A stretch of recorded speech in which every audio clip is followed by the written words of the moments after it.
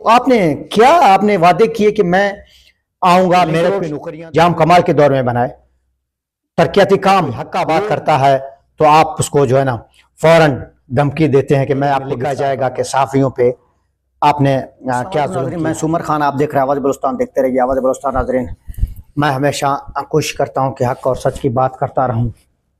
आज भी कुछ ऐसा ही है नाजरीन। हुकूमत पाकिस्तान, हुकूमत बलूचिस्तान दावा करती है कि जी महंगाई ख़त्म हो चुकी है, अब खुशहाली आने की जो है ना रास्ते पे हम गामज़ान हैं। लेकिन ये सिर्फ दावे तक हैं, अपना करप्शन को बचाने के लिए हैं और कुछ भी नहीं है। ये सारे झूठे दावे करते हैं, सिर्फ अपना सियासत बचाने के लिए है और आवाम को लॉलीपॉप के सिवा कुछ भी ये लोग नहीं दे सकते। फिर ऐसा बेवकूफ़ पाकिस्तानी अवाम है, इनकी बातों पे आके, इनकी जलसों पे जिंदाबाद कहकर इनको फिर वोट देते और असेंबली तक पहुंचाते हैं इनको। ये कसूर अवाम की है। दूसरी जानिब जो सियासतदान कहते हैं हम सियासत नहीं इबादत करते हैं, मेरे भाई आप झूठ के सिवा और कुछ भी नहीं करते। आपने अपना करप्शन को ईमान पे लाए हैं, आपने कहा कि करप्शन के सिवा हम कुछ भी नहीं करेंगे। ये आपने अहद किया है, ये आपने वादा किया है, ये आपने लूट मार का अहद किया है, अवाम को बेवकूफ़ बनाने की अहद की है आपने। मगर कब तक ये बेवकूफ़ अवाम को इसी तरह बेवकूफ़ आप बनाते रहेंगे? मगर कब तक? ये मैं हमेशा अक्सर प्रोग्रामों में कहता हूं कि मौजूदा जो सियासतदान हैं, इन लोगों ने अपना टीका रखा हुआ है सियासत का कि हमने असेंबली आना है, अपना पेट के लिए आना है बस, और कुछ भी नहीं है। फिर ये बेवकूफ़ अवाम आपको वोट भी देते रहेंगे, आपको जिंदाबाद भी करते रहेंगे, आपको असेंबली भी लाएंगे और आप ऐशियाँ करते रहें। आपकी कसूर नहीं, कसूर बेवकूफ़ अवाम की है। आज मैं माजरत के साथ, मुझसे आप नाराज़ भी हों, क्योंकि मैंने हक बयान करना है, बहुत हो चुका है।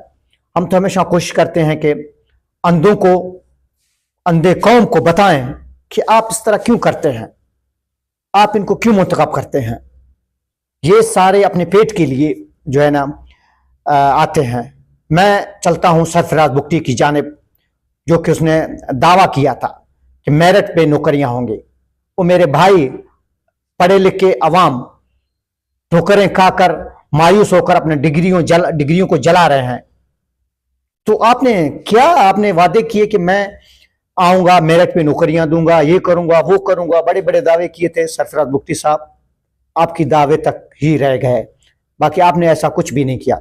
सेहत आपके सामने है, हॉस्पिटल में जाओ, एक इंजेक्शन तक नहीं मिलता। आप क्या बात करते हैं सरफराज बुगटी साहब? आपने भी सबको मायूस कर दिया शायद। कुद्दूस अगर दिन को सोता था, वो रात को जागता था, थोड़ा बहुत उससे काम होते थे।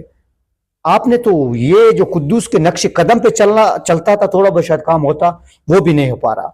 अगर थोड़ा बहुत मैं जाम कमाल को दाद देता हूं, उसने कुछ भी नहीं किया, कुछ भी नहीं किया, लेकिन इतना जरूर किया है। आपके सरियाब रोड जाम कमाल साहब के दौर में बना है, आपके लिंक रोड जाम कमाल के दौर में बना है, तरक्याती काम हुए जाम कमाल के दौर में हुआ है। आपने क्या किया बुगटी साहब? आपने कुछ भी नहीं किया। आपसे बड़े उम्मीदें वाबस्ता थे, आपने नौजवानों को मायूस किया, आपने बलूचिस्तान की आवाम को मायूस किया। आप अपनी कायदीन के नक्शे कदम पर चले, रोटी कपड़ा मकान दूंगा, लेकिन आपने आवाम से रोटी कपड़ा छीन ली। तो बात यह है कि अगर कोई हक का बात करता है तो आप उसको जो है ना फौरन धमकी देते हैं कि मैं आपको गिरफ्तार करूंगा। आप कितने सोशल मीडिया वालों को गिरफ्तार करेंगे तो वक्त ही बताएगा। ये तहरीक में लिखा जाएगा कि साफियों पे आपने क्या जुल्म किया है। आप तो खुद एक साफी दोस्त पसंद शख्स थे, लेकिन आप हुकूमत में आकर आप बदल गए। हम आपको कोशिश करते हैं आपसे रब्ता कर सके, आपके साथ एक प्रोग्राम करें, फिर आप हमारे जवाब भी नहीं देते, आपसे रब्ता भी नहीं हो पा रहा। मैंने बहुत कोशिश किया कि आपसे रब्ता करके मैं मौजूदा बलूचिस्तान के जो हालात हैं उस पर आपसे बात करूं, आप उसमें मुझे बताएं कि मैंने ऐसा कोई काम किया है, आवाम के सामने रखें ताकि आवाम को पता चले।